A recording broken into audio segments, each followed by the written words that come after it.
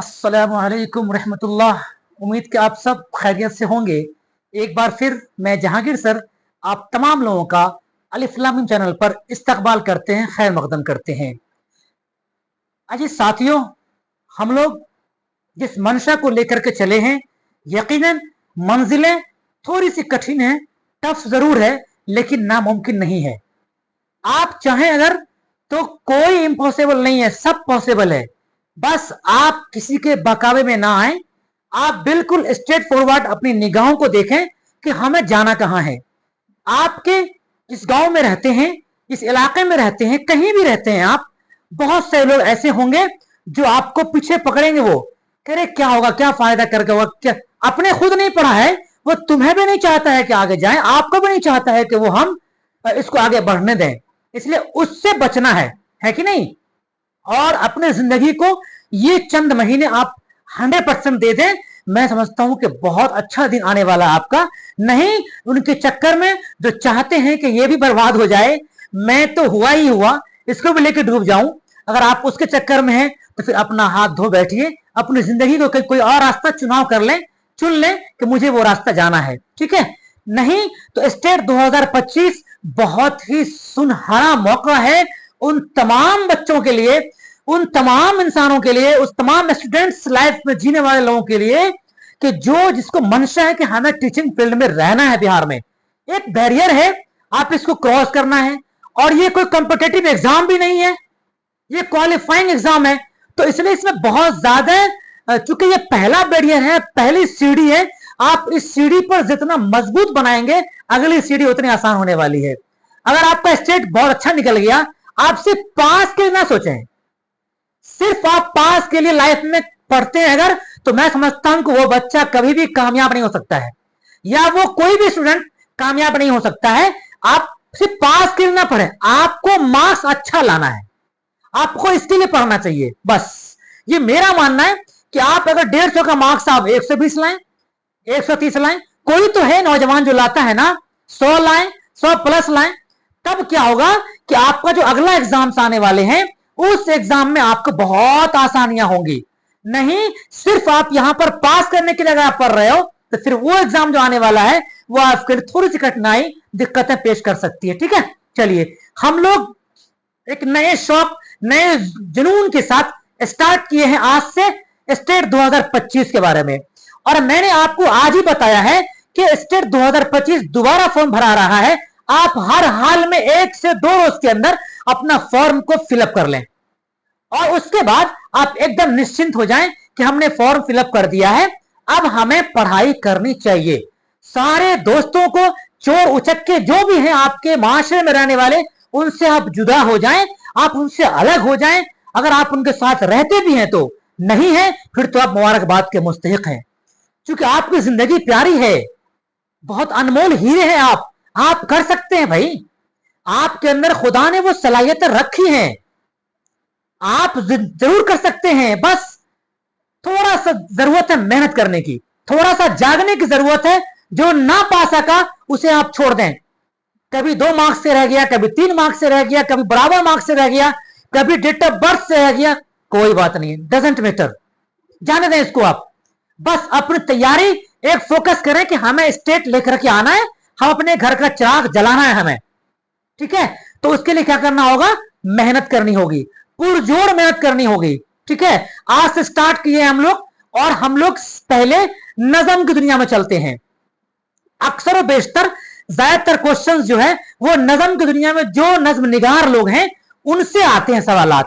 तो हम आज पहले ये जानने की पूरी कोशिश करेंगे कि नज्म एक्चुअली में होता क्या है, और नज्म के कितने टाइप्स होते हैं, कौन कौन से होते हैं। क्वेश्चंस में कभी कभी पूछे जाते हैं कि बहर भी हो, रदीफ भी हो, काफिया भी हो, तो ये नज्म का कौन सा हिस्सा कहलाता है। तो जब तक आप थोड़ी सी गहराई में नहीं जाएंगे ना, उस वक्त तक आप उस क्वेश्चन पर आपकी पकड़ मजबूत नहीं हो सकती है। जी हाँ, स्ट्रॉन्ग अगर चाहते हैं क्वेश्चन पर पकड़ अपना, तो उसके लिए आपको थोड़ा सा आना पड़ेगा नसर दुनिया में, है नहीं। तो जो भी हम पढ़ाएंगे उसको शॉर्ट आउट करके बिल्कुल कम से कम में हम सोचते हैं कि आपको पहले थ्योरेटिकल तरीके से पढ़ा दिया जाए, जिससे कि ऑटोमेटिकली आपको ऑब्जेक्टिव बनाने में बिल्कुल आसानी हो जाए। इंशाअल्लाह अज़ीम मैं आपके साथ हूं और अंत तक रहूंगा, एग्जाम होने तक, और पूरे जोश के साथ हम भी पढ़ाएंगे। और आपसे मैं कहता हूं कि आप जरूर ईमानदारी से बिल्कुल किताब खोलें, मोबाइल खोलें, मोबाइल के खोलते हैं तो कुछ और ना खोलें, कोई और फाइल ना खोलें। जब भी किताब खोलेंगे, मोबाइल खोलेंगे, हम पढ़ाई की बात करेंगे। यही 2 महीना 3 महीना जो टाइम है ना, ये बहुत अनमोल है आपके लिए। चलिए हमने स्टार्ट करते हैं बिना लेट किए हुए। अब चूंकि मेरा सेकेंड क्लास है स्टेट का, तो मैं पूरे अच्छे तरीके से मैं चाहता हूं आपको, जितना मैं जानता हूं, जितना मैं समझ पा रहा हूं, जितनी हमारी समझ है, मैं आपको दे पाऊं जिससे आपको कुछ फायदा हासिल हो सके। अजीज साथियों देखिए, मैंने कहा कि नज्म किसे कहते हैं। सबसे पहले ये नज्म कहते किसको हैं। नज्म कहते हैं कि कोई भी मोती आपने गला में देखा होगा, गला में औरतों का आपने मोती पहनते हुए देखा। अब तो फैशन हो गया है, अब तो मर्द भी पहनने लगे हैं भाई, उनको भी शौक है कि हम औरत बन के रहें, लड़की बन के रहें। बताइए, तो वो जब पहनते हैं ना, उसमें देखते होंगे छोटे छोटे मोतियां होती हैं जो उससे पिरोया होता है। एक्चुअली जो नज्म निगार हैं वो उन्होंने इसी से ताबीर किया है कि नज्म क्या है, कि लफ्जी मीनिंग क्या है भाई, मोतियों को एक लड़ी में पिरोने के हैं। अगर वो रस्सी, वो धागा टूट जाए ना, तो पूरी मोती बिखर जाती है गले से। ठीक वैसे ही है कि नज्म के बारे में, नज्म में क्या होता है, तसलसल होता है, नहीं बिल्कुल एक बाद दिगरे लाइन चलता रहता है। उसमें कह रहा है जिस तरीके से मोती एक दूसरे से जुड़ा होता है, वैसे ही नज्म की दुनिया में भी एक दूसरे से नज्म जुड़ा होता है। जी हाँ, मकसद ये कहने का इसका है कि लफ्ज, नज्म के लफ्जी मानी क्या है, कि मोतियों को लड़ी में पिरोने के हैं। इसी को हम क्या कहते हैं, इसको हम कहते हैं नज्म। ठीक है, अब नज्म जब कहते हैं तो नज्म चूंकि बहुत पुराने जमाने के भी नज्म है, नए जमाने के भी नज्म है, जदीद भी है, कदीम भी है, तो हम थोड़ा सा डीपली जाएंगे और मैं कोशिश करूंगा कि आप जरूर थोड़ा ध्यान से पढ़ें, बहुत बेहतर होने वाला है। तो चलिए उसके बाद, अब मैं जानता हूं कि नज्म को कुछ शोराए किराम ने, कुछ नज्म निगार ने, बड़े उर्दू दान ने क्या किया, 5 जगह तकसीम किया है और कुछ ने 4 जगह तकसीम किया है। तो ज्यादातर लोगों ने 4 जगह को ही तकसीम को माना है कि यही 4, यानी नज्म की 4 किस्में हैं। अब जब नज्म के 4 किस्में हैं, कौन कौन सी है भाई, हम समझें। जब तक हम डीपली नहीं समझेंगे थोड़ा सा, हमें समझ में नहीं आएगा कि हमें नज्म मुअर्रा किस नज्म को कहा जाता है, नसरी नज्म में क्या होना चाहिए, क्या नहीं होना चाहिए। जी हाँ, चलिए ये पहला है पाबंद नज्म। क्या है पहला, पाबंद नज्म है। पहला क्या है, पाबंद नज्म है। पहला क्या है, पाबंद नज्म है। दूसरा है नज्म मुअर्रा। क्या है, नज्म मुअर्रा है। दूसरा क्या है, नज्म मुअर्रा है। तीसरा क्या है, आजाद नज्म है। क्या है, आजाद नज्म है। चौथा क्या है, नसरी नज्म है। यही 4 नज्म है जो तरीका है, जो इसका 4 तरीके से डिफिनेशन दिया गया है और चारों को हम डिफाइन करेंगे अभी बहुत शॉर्ट में। बिल्कुल सिर्फ गौर से आप सुनेंगे तो आपको लगेगा कि नहीं मैं समझ गया वो बात को। ठीक है, चलिए देखिए, अब नज्म मैंने कह दिया कि नज्म कहते किसको हैं, फिर मैंने कह दिया आपको कि नज्म को 4 पार्ट में, 4 हिस्से में तकसीम किया गया है। सबसे पहला हिस्सा मैंने क्या कहा आपको कि ये पाबंद नज्म है। दूसरा मैंने कहा आपको कि नज्म मुअर्रा है। तीसरा मैंने कहा क्या, आजाद नज्म है। चौथा मैंने क्या कहा, नसरी नज्म है। अब ये 4 नज्म है, चारों को मैं अलग अलग तरीके से डिफाइन करने की कोशिश करता है, बिल्कुल शॉर्ट टर्म में। देखिए, पाबंद नज्म का मतलब आपको इशारे में समझ गए होंगे, पाबंदी के साथ, यानी उसके अंदर सारी चीजें मौजूद होगी। मतलब रदीफ भी होगा, मतलब काफिया भी होगा, मतलब बहर भी ठीक ठाक होगा। क्या देखिए, कह रहा है कि मुकर्रर क्या होगा, बहर भी होगा। दूसरा क्या है, काफिया भी बिल्कुल होगा ही होगा। और तीसरा क्या है, रदीफ भी होगा। यानी तीनों चीजें मौजूद हैं। इसका मतलब है कि ये क्या है, ये एक पाबंद नज्म है। ये कौन सा नज्म है, ये एक पाबंद नज्म है। अब आइए नज्म मुअर्रा के बारे में जानते हैं। नज्म मुअर्रा में क्या होता है कि ये बहर में मुकर्रर तो होगी, बहर तो मुकर्रर होगी, यानी लाइन बिल्कुल होगा, आपको दिखाई देगा, लेकिन आंख वाले को दिखाई देता है कि ये नज्म मुअर्रा है या पाबंद नज्म है। उसको हम कैसे परखेंगे, जी हां, लेकिन क्या होगा, काफिया और रदीफ नहीं होगा। यानी जिस नज्म के अंदर काफिया नहीं होगा, रदीफ नहीं होगा, ऐसे नज्म को हम कहते हैं नज्म मुअर्रा। नज्म मुअर्रा कहा जाता है, ध्यान रहेगा। क्या बोलिए? जिस वैसे नज्म जिसमें काफिया भी नहीं हो, रदीफ भी नहीं हो, लेकिन बहर होगा, बहर बिल्कुल तरतीब तरीके से होगा, लेकिन काफिया नहीं दिखाई देगा आपको, रदीफ नहीं होगा, वो क्या कहलाएगा? नज्म मुअर्रा कहलाता है। और उसके बाद एक आजाद नज्म, ये भी समझ गए होंगे आप कि आजाद नज्म में क्या होता है। आजाद नज्म में क्या होता है? बिल्कुल आजाद, ना तो बहर होगा, ना तो काफिया होगा, और ना रदीफ होगा। मतलब नज्म निगार जैसे चाहे उस नज्म को मुकम्मल कर ले, ठीक है, यही असल है। उसके बाद एक नसी नज्म, ये बात की चीजें हैं। ये जो नसी नज्म है ना, ये पहले नहीं था। नसी नज्म ये है जदीद दौर की नज्म है, ये नए जमाने की नज्म है। इसके अंदर नसरी तरीके से लिखा होता है, लेकिन वो कहलाता नज्म है। जी हाँ, क्या कह रहा है कि जदीद दौर की नज्म है जो नसरी अंदाज में बयान होता है। क्लियर? ये आपको 2-2 लाइन करके होगा, लेकिन यहां पे क्या होगा? 4-4 लाइन, 5-5 लाइन करके होगा, 3-3 लाइन करके होगा। मतलब नस्र के तरीके से लिखा हुआ रहेगा, आपको लगेगा ये नज्म है कि नहीं, पता नहीं। तो नज्म 4 टाइप्स का हुआ। पहला क्या मैंने कहा?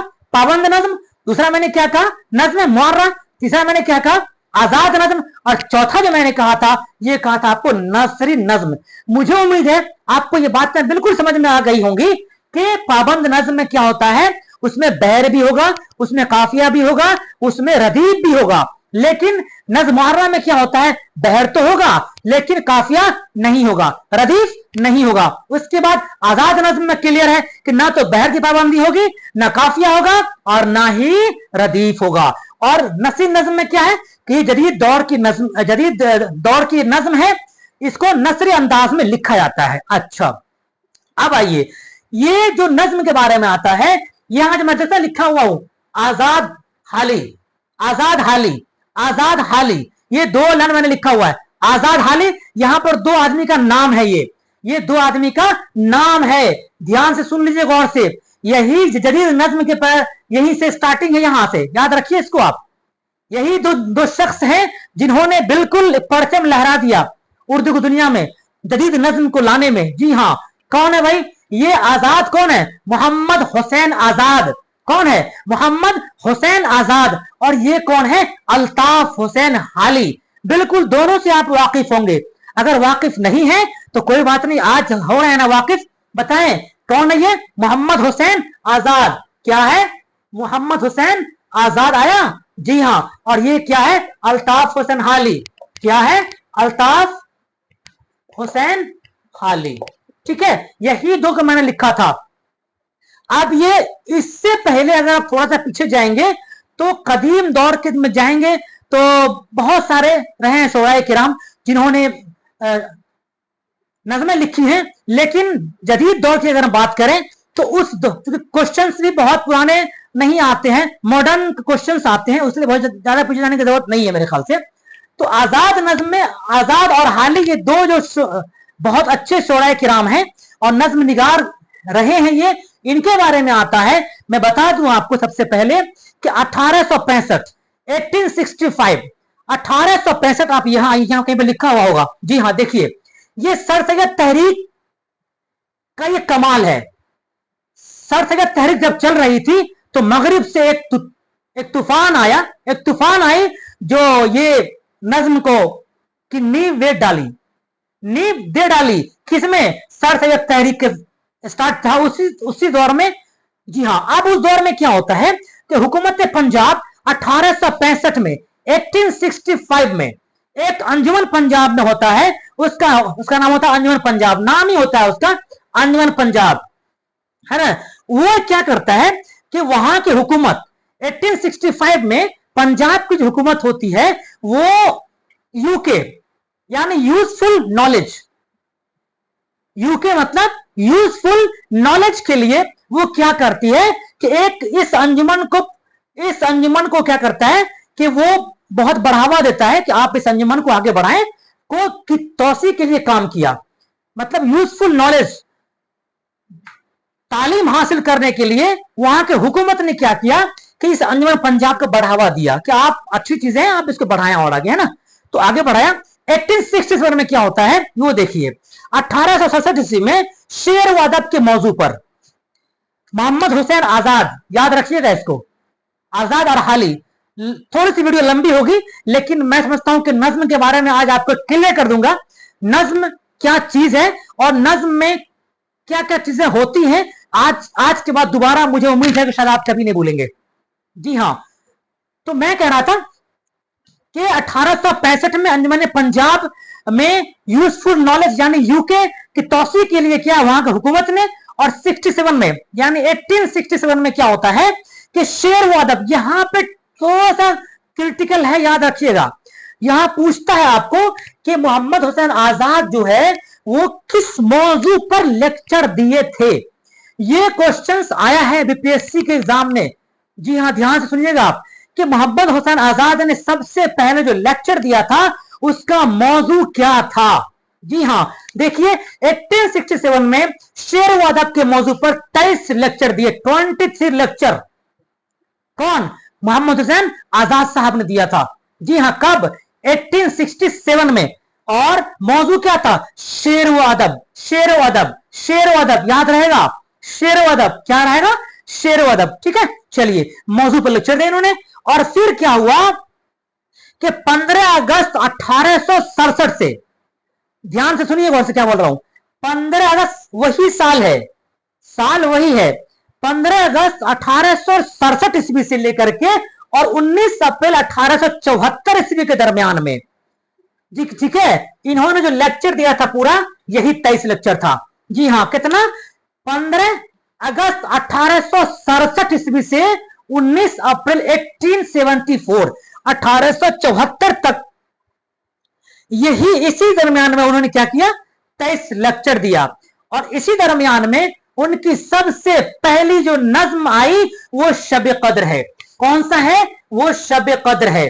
किसकी लिखी हुई, मोहम्मद हुसैन आजाद साहब की लिखी हुई शब कद्र है। कब आई, ये आजाद साहब की ये नज्म है। और शब कद्र 23 लेक्चर दिए थे ना, उसी में ये शब कद्र शाये किए थे इन्होंने, शब कद्र याद रखिएगा, सॉरी मोहम्मद हुसैन आजाद साहब ने। और फिर इसी 23 लेक्चर में जो इनको, चूंकि इनको निजामत करने के लिए मिला था वहां पर, इस अंजुमन में निजामत करने के लिए मिला था, तो उसी निजामत के दरमियान में इन्होंने क्या किया, अपना जलवा बिखेरा। और जब जलवा बिखेरा तो क्या हुआ, दुनिया सारे की सारी दंग रह गई कि मोहम्मद हुसैन आजाद नज्म की दुनिया में बहुत बड़े हस्ती बनकर के उभरे, है ना। तो एक शब कद्र और फिर एक अब्र करम, दोनों उन्हीं का है। क्या है, अब्र करम और एक शब कद्र, ये दोनों उन्हीं का है।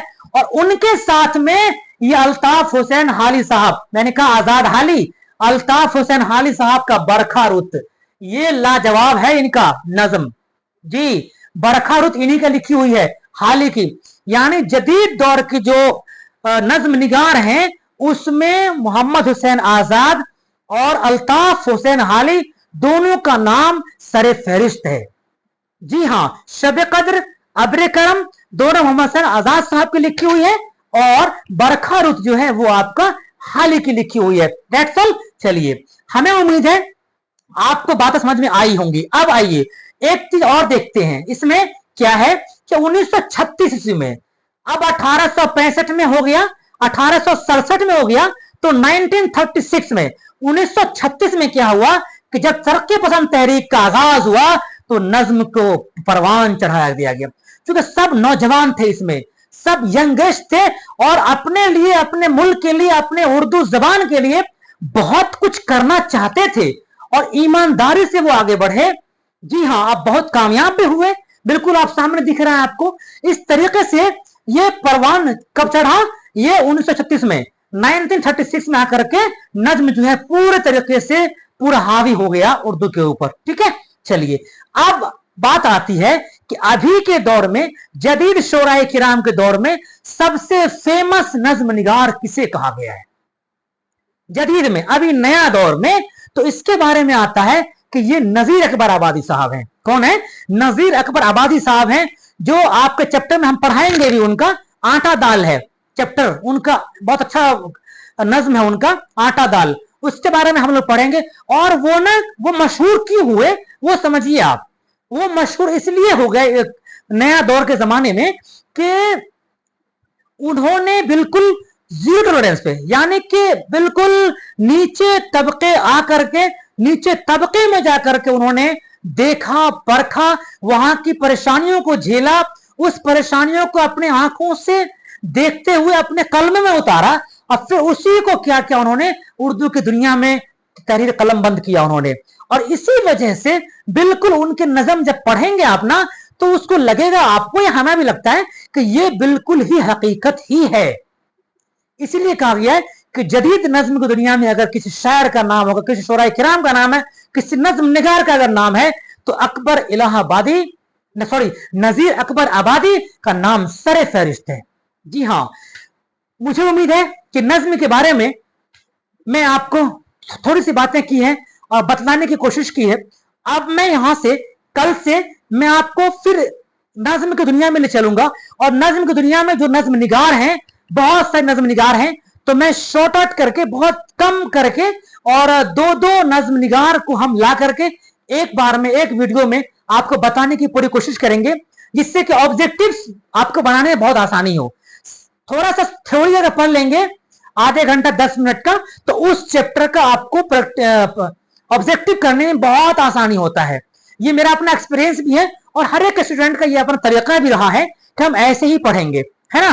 तो इस तरीके से हम जब पढ़ेंगे तो अपनी जिंदगी को हम कामयाबी की तरफ, अपने सीढ़ी को आगे ले सकते हैं, और हम कामयाब हो सकते हैं। मुझे उम्मीद है आपको मेरा वीडियो अच्छा लगा होगा।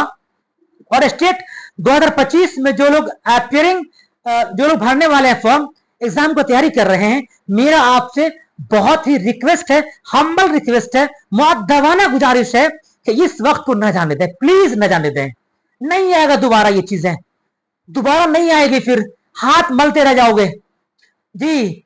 किसी को 2 मार्क्स से, किसी को 1 मार्क्स से, किसी को नॉर्मलाइजेशन में निकल जाता है बाहर, बहुत अफसोस होता है उस वक्त में। इसलिए अपने आप को इतना ज्यादा एफर्ट कर दें, इतना ज्यादा एनर्जी लगा दें उसमें आप, कि दोबारा वो मार्क्स आपके इतना हाई हो जाए कि हमें कोई रोक ना पाए बीपीएससी में बैठने के लिए।